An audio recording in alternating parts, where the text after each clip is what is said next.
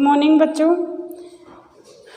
एक बार फिर से ऑनलाइन कक्षा में सभी का स्वागत। बच्चों, कक्षा 9th के अंतर्गत आप सभी को पता है कि हमारे कवयित्री लल्लेश्वरी का लला रिफा का पाठ जो है वाक चल रहा है। तो वाक पाठ के अंतर्गत अब तक हमारी फर्स्ट, सेकंड और थर्ड 3 कक्षाएं संचालित हो चुकी है और उन 3 कक्षाओं में हमने इनके व्यक्तित्व और कर्तृत्व अर्थात इनके जन्म और रचना परिचय के साथ साथ हमने इनके 4 वाक को भी अध्ययन किया। इनके 4 जो पद थे उन्हें हमने जाना और समझा और उन वाक के माध्यम से हमें यही समझ में आया कि ये निर्गुण काव्य धारा की संत कवयित्री रही है और कबीर की तरह यह अपने विचार जो है रखती है। हिंदू मुस्लिम एकता की, ईश्वर मुक्ति की, हठ योग साधना पद्धति की ये बातें करती है। तो वाक नंबर 1, 2, 3 और 4 हमने अपनी 3 कक्षाओं में अच्छी तरीके से अध्ययन किए। तो आपके जो 4 वाक, जो 4 पद्यांश आपको करवा दिए गए थे उन्हें आप अच्छी तरीके से सप्रसंग अपनी हिंदी की उत्तर पुस्तिका में उनकी व्याख्याएं करेंगे। आज हम इस पाठ के जो अभ्यास प्रश्न हमारे जो शेष रह गए थे, प्रश्नोत्तर बाकी रह गए थे, उनको हम आज की कक्षा में समझेंगे। तो पाठ नंबर 4 लिखा है और पाठ हमारा, लेसन हमारा वही वाक है और लेखिका हमारी कवयित्री लल्लेश्वरी है जो कश्मीर की रहने वाली थी। इस पाठ में बच्चों आपकी पाठ्य पुस्तक के अंतर्गत 7 जो क्वेश्चन हैं, अभ्यास प्रश्न हैं, वो बनाए गए हैं। तो उनको मैंने ब्लैक बोर्ड पर नोट डाउन किया है और अब हम इसे समझने का प्रयास करेंगे, इनके उत्तर समझेंगे और हम अच्छी तरीके से इनके उत्तर समझ सकते हैं क्योंकि हमने 4 वाक्यों का अध्ययन कर लिया है, पदों का अध्ययन कर लिया है। तो 4 पदों से ही हमारे क्वेश्चन जो है बने हुए हैं। नंबर 1 पर हम क्वेश्चन नंबर 1, प्रश्न नंबर 1 देखते हैं। तो इसमें लिखा हुआ है, रस्सी शब्द यहाँ किसके लिए प्रयुक्त हुआ है और वह कैसी है? वह कौन? रस्सी। रस्सी शब्द यहाँ पर किसके लिए प्रयुक्त हुआ है और वह कैसी है? तो बच्चों यहाँ पर हमारा जो रस्सी शब्द आया है वह अगर हम देखेंगे तो इसका उत्तर हमें फर्स्ट में, प्रथम पद्यांश में देखने को मिलेगा और वह यह है कि प्रथम पद्यांश में हमें इसका उत्तर देखने को मिलेगा क्योंकि प्रथम वाक में, प्रथम पद में कवयित्री ने कहा, रस्सी कच्चे धागे की खींच रही मैं नाव। तो यहाँ पर कवयित्री ने जो रस्सी शब्द का प्रयोग किया है वो जीवन के लिए किया है, जीवन रूपी साधनों के लिए किया है, उन साधनों के लिए किया है जो उसे प्रभु तक, परम ब्रह्म तक, परमात्मा तक पहुंचा सकते हैं। और वह कैसी है? तो देखो ये कहा भी है, रस्सी कच्चे धागे की खींच रही मैं नाव, कि जीवन रूपी जो मेरी नाव है, भक्ति रूपी मेरी नाव है, वो जीवन रूपी साधनों के, कच्चे साधनों के माध्यम से मैं खींच रही हूँ। और वह रस्सी कैसी है? कच्ची है। जिस प्रकार बच्चों कच्चा धागा होता है और वह तुरंत थोड़ा सा खींचने से टूट जाता है, उसी प्रकार कवयित्री अपने विचार रख रही है। तो यहाँ पर आप लिखेंगे, रस्सी शब्द कवयित्री लल्लेश्वरी ने रस्सी शब्द का प्रयोग जीवन रूपी साधनों के लिए किया है और वह बहुत ही कच्ची है जो थोड़े से दबाव से ही टूट जाती है या टूट सकती है। तो इस तरीके से आप अपने नंबर 1 क्वेश्चन का आंसर देंगे। नंबर 2 पर हम देखते हैं, क्वेश्चन नंबर 2 पर कवयित्री लल्लेश्वरी द्वारा मुक्ति पाने के प्रयास, बहुवचन है, मुक्ति पाने के प्रयास व्यर्थ क्यों जा रहे हैं? व्यर्थ यानी कोई मतलब क्यों नहीं निकल रहा है, वो उपयोग में क्यों नहीं आ रहे हैं। अर्थात कवयित्री लल्लेश्वरी जो है अपने जीवन में प्रभु की भक्ति करने का, परम तत्व को पाने का, मुक्ति पाने का काफ़ी प्रयास कर रही है, लेकिन वो व्यर्थ क्यों जा रहे हैं। वो व्यर्थ इसलिए जा रहे हैं कि वो साधन सही नहीं है और उनके माध्यम से वह जो है प्रभु तक नहीं पहुंच सकती है। उसका अंतःकरण अभी तक शुद्ध नहीं हो पाया है, उसे स्वयं का आत्मज्ञान नहीं प्राप्त हो पाया है। परिणाम स्वरूप उनको जो जीवन में मुक्ति पाने का या परम तत्व को प्राप्त करने के जो सारे प्रयास है, जो उपाय है, वो सारे व्यर्थ चले जा रहे हैं। तो इस तरीके से आप नंबर 2 क्वेश्चन का आंसर देंगे। अब नंबर 3 पर है क्वेश्चन नंबर हमारा, कवयित्री का घर जाने से। देखो बच्चों, शब्द आया है घर। कवयित्री का घर जाने की चाह है। चाह शब्द का अर्थ होता है बच्चों इच्छा या महत्वाकांक्षा। कवयित्री का घर जाने की चाह से क्या तात्पर्य है। तो इसका अर्थ यह है कि कवयित्री लल्लेश्वरी जो घर जाना चाहती है उसका क्या अभिप्राय है, उसका क्या मतलब है, हमसे पूछा गया है। तो बच्चों इसका उत्तर यही है कि कवयित्री लल्लेश्वरी का ये जो वाक है या कवयित्री लल्लेश्वरी अपने वाक में घर जाने की चाह से तात्पर्य है कि वो परम तत्व की प्राप्ति करना चाहती है, वो मुक्ति प्राप्त करना चाहती है। इस संसार रूपी भवसागर से वो पार पा जाना चाहती है।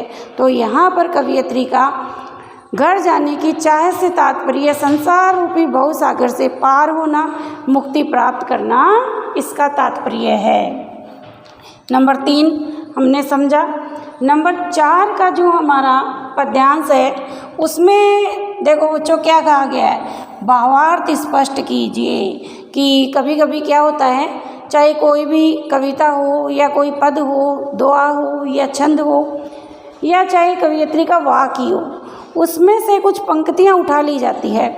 और ये जरूरी नहीं है कि प्रथम पंक्ति हो या पूरा ही पद हो, बीच की पंक्तियाँ हो सकती है, प्रथम और अंतिम पंक्ति हो सकती है, और उनका भावार्थ या अनुवाद जो होता है वो पूछा जा सकता है।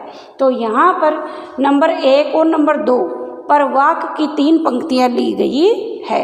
नंबर 1 की पंक्ति का भावार्थ हम समझेंगे। नंबर 1 की पंक्ति में लिखा हुआ है, जेब टटोली कोड़ी ने पाई, जेब टटोली कोड़ी ने पाई।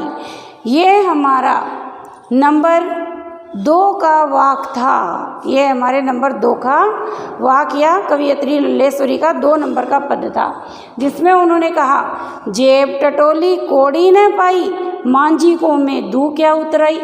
तो यहाँ पर पूरी लाइन हम देखेंगे तब इसका अर्थ जुड़ेगा। लेकिन अगर इस लाइन पर हम जाते हैं कि जेब टटोली कोड़ी न पाई, तो इसका अभिप्राय या भावार्थ आप लिखेंगे कि कवयित्री लल्लेश्वरी की जेब टटोली कोड़ी न पाई। इस वाक्य की इस पंक्ति का अर्थ है कि जब जीवात्मा शरीर से मुक्त होकर परमात्मा के पास चली गई तो उसे प्रभु को देने के लिए न तो उसके पास में दिव्य गुण थे, न उसने अपने संसार में रहते हुए अच्छे कर्म किए। परिणाम स्वरूप जब उसने जेब टटोली, अपने पूर्व कर्मों को देखा, तो उसे कुछ भी नहीं मिला। तो परिणाम स्वरूप मांझी को दूँ में क्या उतराई, उस ईश्वर को वो क्या उतराई, क्या जो है उत्तर दे, जवाब दे, किस तरीके से उससे अपने उद्धार की, अपने कल्याण की वो कामना करे। तो बच्चों यह एक तरीके से हम कह सकते हैं कि जिस प्रकार संसार में ये होता है कि हम मूल्य देकर कोई चीज़ या वस्तु खरीदते हैं, ठीक उसी प्रकार यहाँ पर कवयित्री कहती है कि जब हम प्रभु के पास जाते हैं, संसार रूपी भवसागर से पार जाते हैं, तो हमारे वहाँ दिव्य गुणों की, कर्मों की गणना होती है और उसी के अनुसार हमें ईश्वर की प्राप्ति होती है। तो इस तरीके से आप इसका भावार्थ लिखेंगे। अब इसके बाद में नंबर 2 पर हमारे लाइन दी गई है, जो पंक्ति दी गई है, उसमें लिखा गया है, खा खाकर कुछ पाएगा नहीं, न खाकर बनेगा अहंकारी। यह भी हमारा 2 नंबर का पद था। खा खाकर कुछ पाएगा नहीं, न खाकर बनेगा अहंकारी। तो यहाँ पर व्यक्ति का जो सांसारिक जीवन है, सुख सुविधा या भौतिक जीवन के प्रति उसकी आसक्ति है, काम वासनाओं के प्रति उसकी आसक्ति है, उसे कवयित्री बता रही है। कवयित्री कह रही है कि तू इस जीवन में, संसार रूपी भवसागर में आकर फंस जाता है, पंच विकारों में फंस जाता है, अहंकारी बन जाता है और इन सुख सुविधा को भोगते भोगते जीवन की अंतिम अवस्था में आके मृत्यु को प्राप्त कर लेता है। लेकिन कभी तेरा अहंकार नहीं जाता। ऐसा करने से कभी तुम्हें मध्यम मार्ग अर्थात उस ईश्वर की प्राप्ति नहीं होगी। ईश्वर की प्राप्ति करनी है तो तुम्हें समभाव रखना है, ईश्वर की भक्ति करनी है, यह हठ योग साधना पद्धति को अपनाना है, अंतःकरण की शुद्धता का ध्यान रखना है, तभी तुम्हें ईश्वर की प्राप्ति हो सकती है। तो इस तरीके से हमने प्रथम और 2 नंबर की जो पंक्ति थी उसका भावार्थ समझा। अब नंबर 5 पर हमारे जो क्वेश्चन है वो यह है, बंद द्वार की साकल। बंद यानी बंद, द्वार यानी दरवाज़ा, साकल, साकल यानी रस्सी, साकल यानी रस्सी, जिसे हम कह सकते हैं कि दरवाज़ा बंद करने के बाद में हम लोग या ताला लगा देते हैं, रस्सी लगा देते हैं, साकल बंद कर देते हैं। तो यहाँ बंद द्वार की साकल खोलने के लिए कवयित्री ने क्या उपाय बताया है। तो बच्चों, दरवाज़ा बंद करने के लिए हम साकल लगाते हैं, ठीक उसी प्रकार कवयित्री कह रही है कि बंद द्वार की साकल किस तरीके से खुलेगी, अर्थात हम उस ईश्वर तक, परम तत्व तक किस प्रकार पहुँचे पाएंगे। तो बच्चों, बंद द्वार की साकल खोलने के लिए हमें अपने अंतर्मन का, स्वयं का ज्ञान होना चाहिए, अंतकरण की शुद्धता का, भगवान की भक्ति हमें करनी चाहिए। ये सब कुछ हम करेंगे, अंतकरण को शुद्ध रखेंगे, आत्मज्ञान की प्राप्ति करेंगे, तभी हमारे बंद द्वार की साकल खुलेगी और हम उस परम तत्व को प्राप्त कर पाएंगे। तो इस तरीके से आप नंबर 5 का उत्तर लिखेंगे। नंबर 6 नंबर पर हमारा जो क्वेश्चन है उसमें देखो बच्चों, पंक्ति दी है और पंक्ति का पुनः में भावार्थ पूछा गया है। इसमें कहा गया है, आई सीधी राह से गई न सीधी राह, आई सीधी राह से गई न सीधी राह, सुसुम सेतु पर खड़ी थी बीत गया दिन आहे। तो ये इनका 3 नंबर का वाक्य था, 3 नंबर का इनका पद्यांश था, जिसके अंतर्गत इन्होंने बहुत ही दार्शनिक, बहुत ही आध्यात्मिक दृष्टिकोण से अपनी बात रखी है। और एक तरीके से हम देखते हैं तो इनके ऊपर सिद्ध संप्रदाय का या नाथ संप्रदाय की जो हठ योग साधना पद्धति थी, जैसा कि मैंने पूर्व कक्षाओं में भी आपको बताया, उसका प्रभाव देखने को मिलता है। क्योंकि बच्चों, जब सुषुम्ना नाड़ी जो ईड़ा और पिंगला 2 नाड़ियों के बीच में होती है, और जब सुषुम्ना नाड़ी की अर्थात चेतना की जागृति हो जाती है, आत्मज्ञान मिल जाता है, तभी आत्मा को परम तत्व की, परम ब्रह्म की प्राप्ति हो जाती है।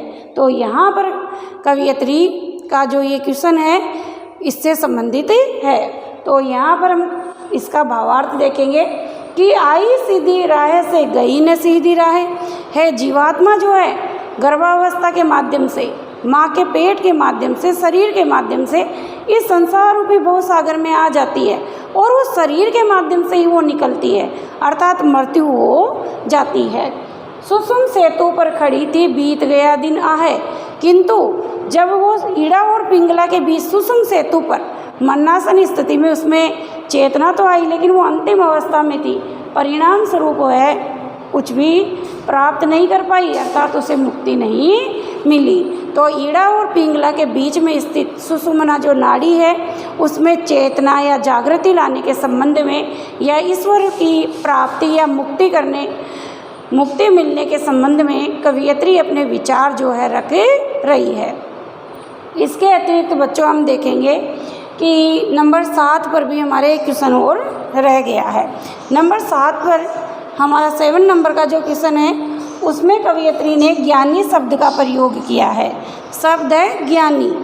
ज्ञानी शब्द से कवयित्री का क्या तात्पर्य है? तात्पर्य का अर्थ होता है मतलब या अर्थ, अर्थात ज्ञानी शब्द के माध्यम से कवयित्री क्या कहना चाह रही है, या ज्ञानी शब्द का प्रयोग कवयित्री ने लल्लेश्वरी ने किसके लिए किया है? तो बच्चों ज्ञानी शब्द का प्रयोग कवयित्री ने उस व्यक्ति के लिए किया है जो ईश्वर भक्ति के लिए प्रयासरत है या प्रयत्न कर रहा है या मुक्ति प्राप्त करने के लिए जो भगवान की भक्ति कर रहा है, जिसे आत्मज्ञान मिल चुका है। तो यहाँ पर ज्ञानी शब्द से तात्पर्य आत्मज्ञान प्राप्त करने वाले व्यक्ति से लिया गया है। तो बच्चों आपकी जो पाठ्य पुस्तक है उसमें लगभग 7 क्वेश्चन है, वो मैंने अच्छी तरीके से आपको समझाए। आप इन्हें अपनी हिंदी की उत्तर पुस्तिका में व्याख्याओं के साथ में व्याख्या करने के बाद में इन्हें करेंगे। इसके अतिरिक्त कुछ महत्वपूर्ण प्रश्न क्वेश्चन और बनते हैं, वो मैं बता देती हूँ। लल्लेश्वरी परमात्मा से क्या पुकार कर रही है? तो सभी वाक्यों में हमने देखा वो ईश्वर की भक्ति कर रही है। तो लल्लेश्वरी परमात्मा से यही पुकार कर रही है कि मुझे संसार रूपी भव सागर से आप पार लगा दीजिए। कवयित्री ने नंबर 2 पर कच्चा सकोरा किसे कहा है? तो कवयित्री ने कच्चा सकोरा जो है जिस पर जीवन को कहा है, क्योंकि ये जीवन क्षणभंगुर है, कभी भी व्यक्ति की मृत्यु हो सकती है। तो कच्चा सकोरा या सकोरे से उन्होंने जीवन की क्षणभंगुरता की तुलना की है। नंबर 3 पर कवयित्री कह रही है कि कवयित्री ने समभावी किसे कहा है? जीवन में सुख दुखों के बीच में जो संतुलन बनाता है, समान रूप से जो जीवन जीता है, ईश्वर भक्ति में जीवन व्यतीत करता है, उसे कवयित्री ने समभावी कहा है। जेब टटोली कोड़ी न पाई, मांझी को मैं क्या दूँ उतराई, इससे कवयित्री का क्या अभिप्राय है? तो इससे कवयित्री का यही अभिप्राय है कि जीवन में मैंने दिव्य गुण अर्जित नहीं किए, अच्छे कर्म नहीं किए, अब मैं ईश्वर से कैसे उद्धार की कामना करूं। इसके अतिरिक्त कवयित्री ने किसे जानना महत्वपूर्ण बताया है? तो कवयित्री ने अपने सभी वाक्यों में ईश्वर को जानना महत्वपूर्ण बताया है। तो बच्चों आज की वीडियो कक्षा में हमने वाक शैली में रचित 4 वाक जो लल्लेश्वरी जी के थे उनको समझने के बाद में इनके अभ्यास प्रश्न समझे। आप अपनी हिंदी की उत्तर पुस्तिका में सप्रसंग व्याख्याएं करने के बाद में ये अभ्यास प्रश्न लिखित रूप में करेंगे और साथ में याद भी करेंगे।